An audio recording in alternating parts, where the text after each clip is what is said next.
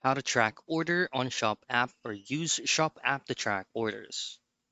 Now, in this video, I'm going to be showing you a couple of steps for you to be able to take a look where your current parcel or any items that you ordered on the Shop app is currently at right now.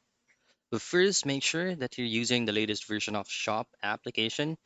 Just go into your Google Play Store or wherever you download applications into your phone and make sure that this is updated. Now open up your shop application and make sure that you're logged in.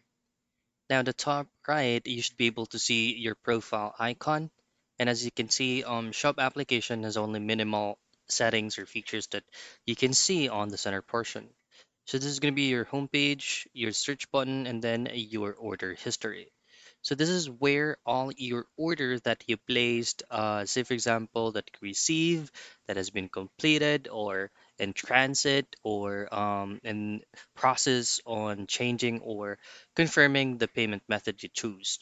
So all the orders will be here. You just have to simply tap on the current orders, or you could also add a package manually. Now, to track your order, just simply use the tracking number, the package name, and the carrier type. And that's basically it. That's how you track orders on the Shop app.